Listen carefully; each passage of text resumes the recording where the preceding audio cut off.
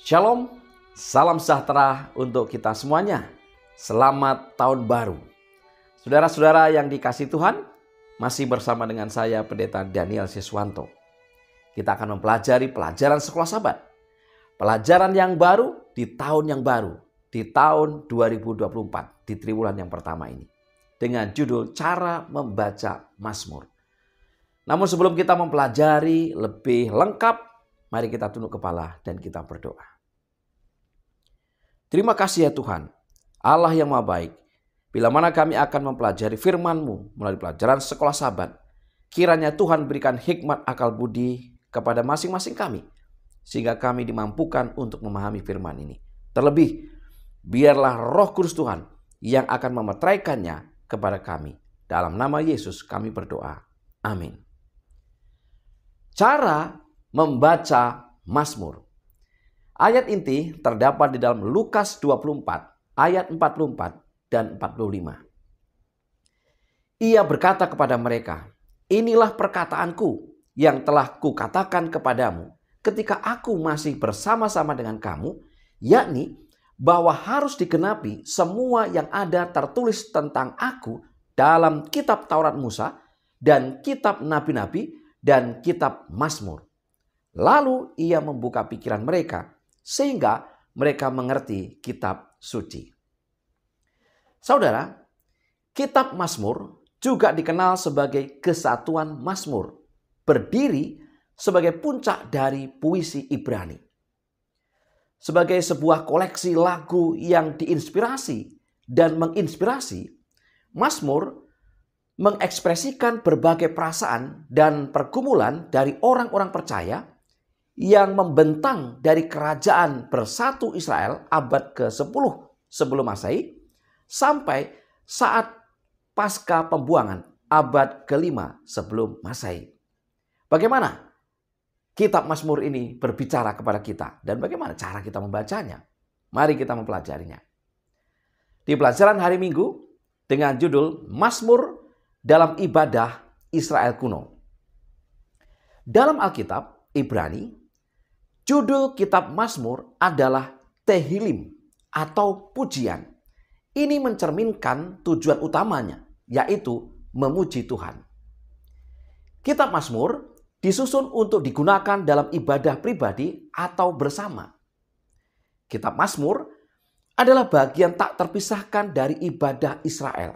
Misalnya, digunakan dalam pengudusan bait suci, pesta keagamaan, arak-arakan, dan ketika meletakkan tabut perjanjian di Yerusalem.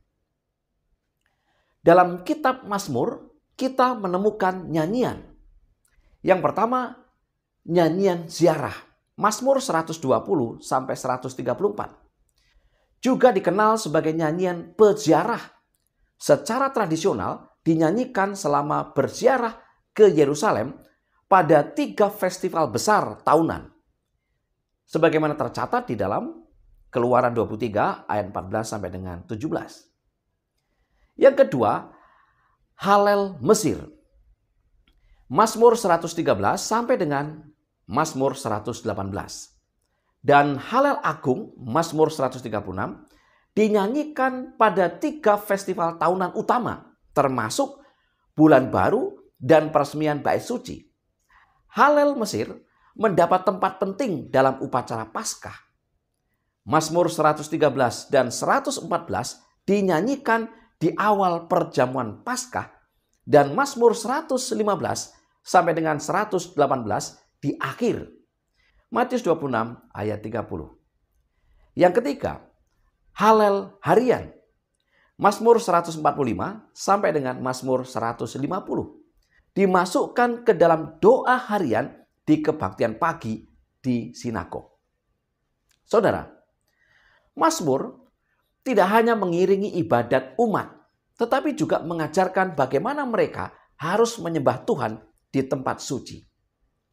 Yesus sendiri berdoa dengan kata-kata Mazmur. Mazmur 22, yaitu Matius 27 ayat 46.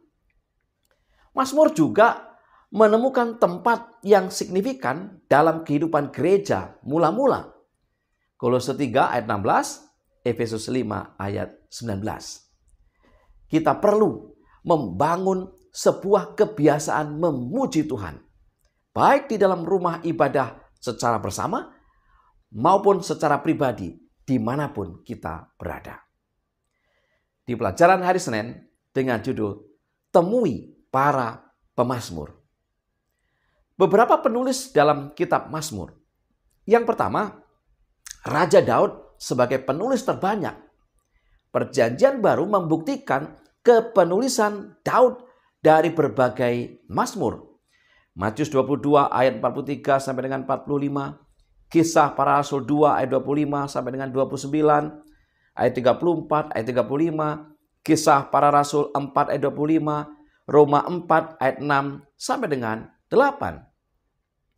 Berikutnya penulis yang disebut dengan Asaf, yaitu pemusik di bait suci, Mazmur 50 dan Mazmur 73 sampai dengan 83. Yang ketiga, Bani Korah, Mazmur 42, Mazmur 44 sampai dengan 47, Mazmur 49, Mazmur 84, dan Mazmur 85. Yang keempat adalah Heman orang Israhi, Mazmur 88. Yang kelima, Etan orang Israhi, Mazmur 89. Yang keenam, Salomo, Mazmur 72 dan Mazmur 127. Dan yang ketujuh, Musa, Mazmur 90. Bagaimana pengalaman para penulis kitab Mazmur? Saudara bisa membaca secara lengkap di dalam Mazmur 25 ayat 1 sampai dengan 5, Mazmur 42 ayat 1 sampai dengan 2, Mazmur 75 ayat 1 sampai dengan 2, Mazmur 77 ayat 1 sampai dengan 2, Mazmur 88 ayat 1 sampai dengan 3, dan Mazmur 89 ayat 1. Apa saja keterangannya? Yang pertama, Roh Kudus mengilhami para pemazmur dan menggunakan talenta mereka untuk melayani Tuhan dan komunitas iman mereka. Yang kedua, mereka memiliki pengabdian yang tulus dan iman yang mendalam, namun rentan terhadap keputusasaan dan godaan seperti kita semuanya. Yang ketiga, beberapa mazmur menyebutkan kesulitan, beberapa fokus pada kegembiraan. Para pemazmur berseru kepada Tuhan untuk menyelamatkan mereka dan mengalami perkenanannya yang tidak selayaknya diperoleh. Mereka memuliakan Tuhan karena kesetiaan dan kasih-Nya. Dan mereka mengikrarkan pengabdian mereka yang tak kenal lelah kepadanya. Saudara, kitab Mazmur adalah kesaksian tentang penebusan ilahi dan tanda-tanda kasih karunia dan harapan Allah. Kitab Mazmur menyampaikan janji ilahi kepada semua orang yang merangkul dengan iman karena pengampunan Allah dan kehidupan baru. Namun, pada saat yang sama, mereka tidak berusaha untuk menutupi, menyembunyikan, atau mengecilkan kesulitan dan penderitaan yang umum terjadi di dunia yang telah jatuh. Meskipun ditulis lama berselang, kitab Mazmur pasti mencerminkan sebagian dari apa yang kita alami sekarang. Seperti Mazmur 88 ayat 3 sampai dengan 4. Biarlah doaku datang ke hadapanmu, sendengkanlah telingamu kepada teriakku, sebab jiwaku sudah kenyang dengan malapetaka dan hidupku sudah dekat dengan dunia orang mati. Ini adalah seruan jiwa abad ke-21, sama seperti seruan seseorang 3000 tahun yang lalu. Di pelajaran hari Selasa dengan judul Sebuah Lagu untuk Setiap Musim.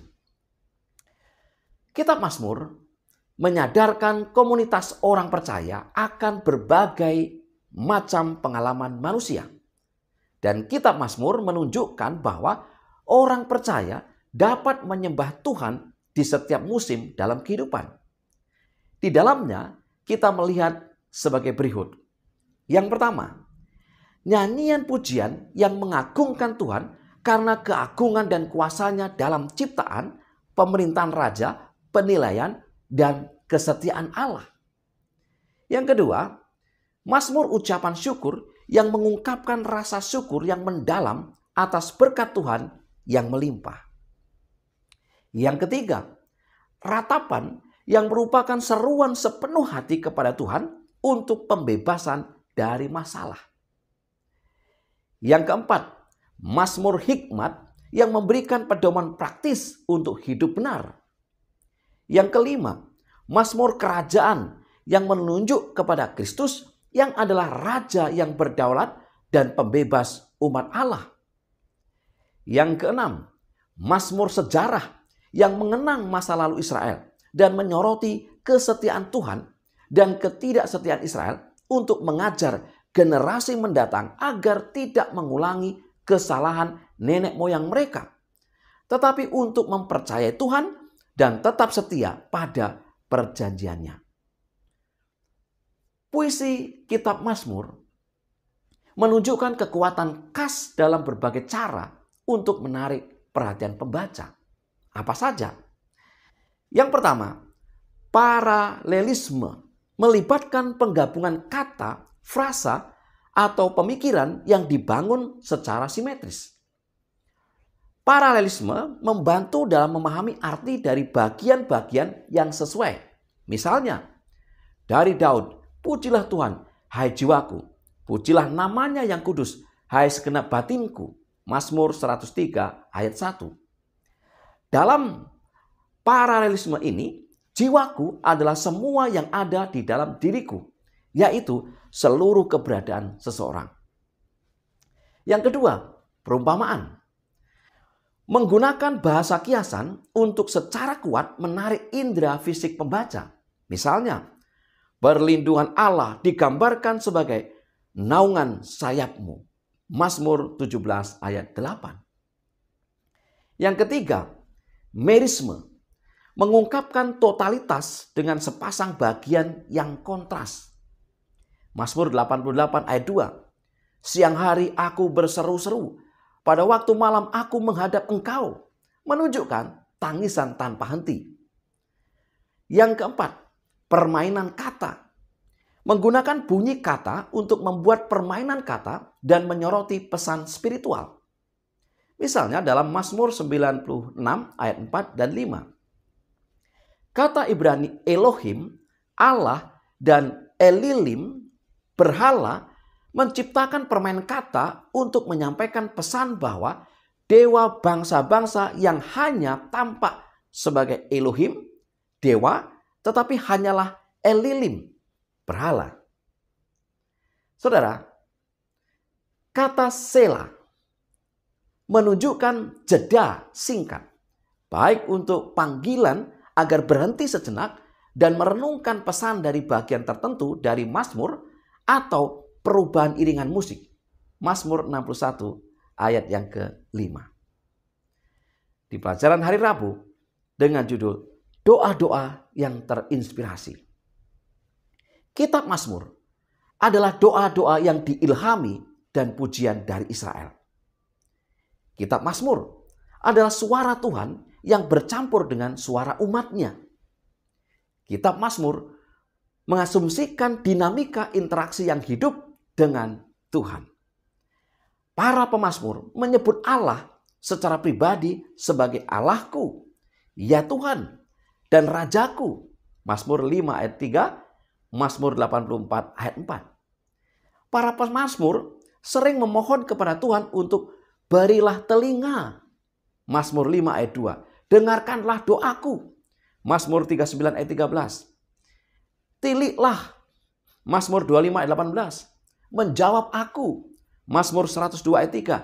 Dan selamatkanlah aku. Mazmur 6 ayat yang ke-5. Kitab Mazmur adalah firman Tuhan dalam bentuk doa dan pujian yang saleh dari orang-orang beriman. Oleh karena itu, kitab Mazmur memberi anak-anak Allah saat-saat keintiman. Seperti yang dijelaskan dalam Roma 8 ayat 26 sampai dengan 27. Demikian juga Roh membantu kita dalam kelemahan kita. Sebab kita tidak tahu bagaimana sebenarnya harus berdoa.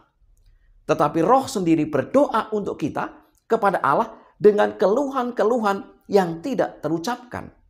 Dan Allah yang menyelidiki hati nurani mengetahui maksud roh itu, yaitu bahwa ia sesuai dengan kehendak Allah berdoa untuk orang-orang kudus.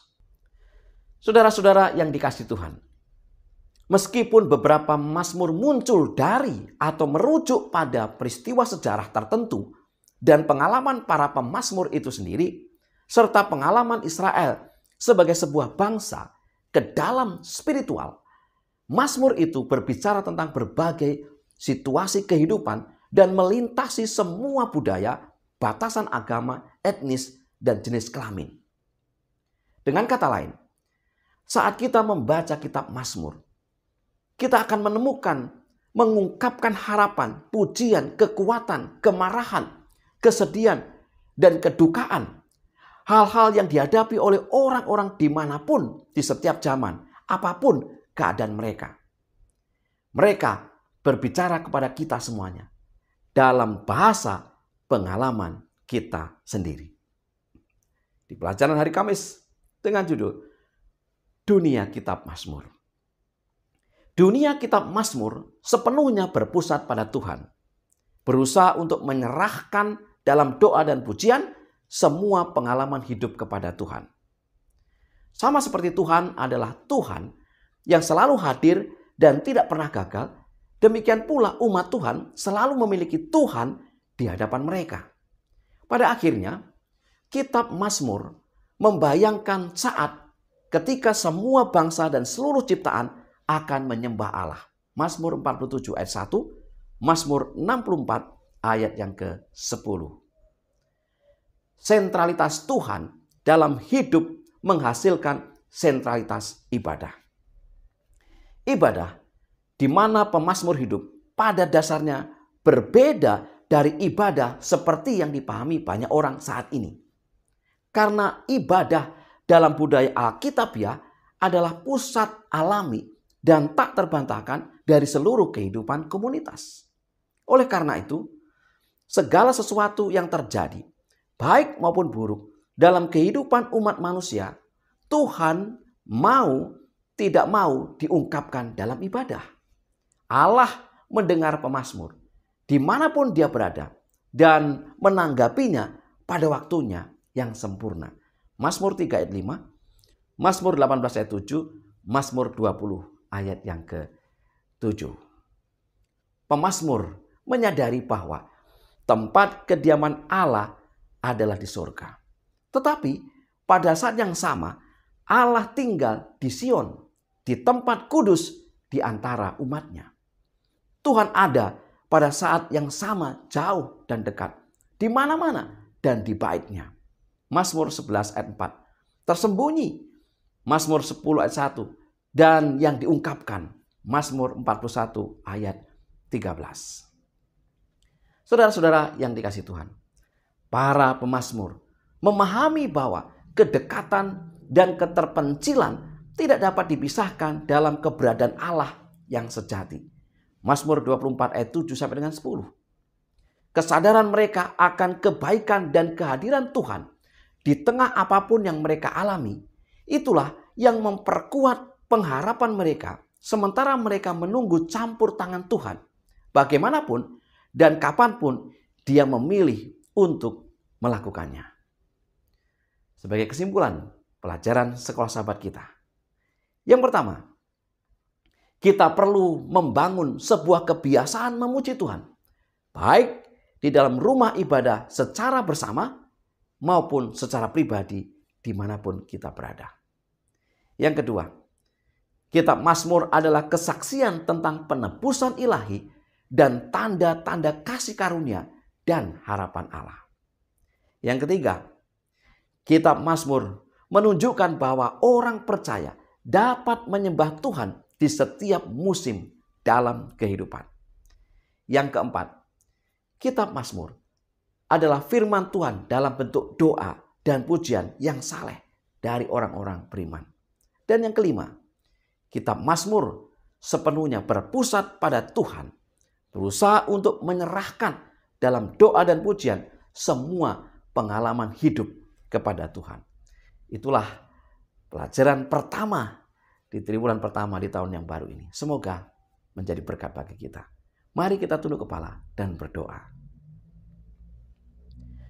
Tuhan Allah yang Maha Baik, biarlah Roh Kudus Tuhan mengurapi kami, memberikan kepada kami hikmat akal budi, memahami akan firman ini melalui pelajaran Sekolah Sabat, sehingga kami dikuatkan, kami tetap setia di dalam Tuhan. Berkati umat-umat Tuhan dimanapun mereka berada. Terima kasih ya Tuhan. Dalam nama Yesus kami berdoa. Amin. Saudara-saudara yang dikasihi Tuhan, mari kita terus menggali, menyelidiki, mempelajari akan firman Tuhan melalui pelajaran Sekolah Sabat kita. Semoga ini membantu saudara-saudara dimanapun saudara berada. Selamat belajar, selamat sabat, dan Tuhan memberkati kita.